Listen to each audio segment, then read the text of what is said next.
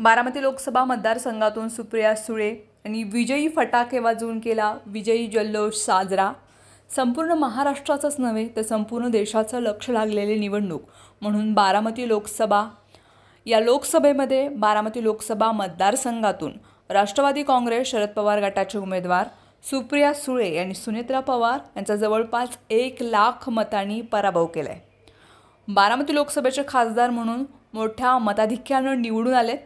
निवडून येताच त्यांनी दौंड शहरातील कार्यकर्त्यांनी फटाके वाजवून मिरवणुकी काढले।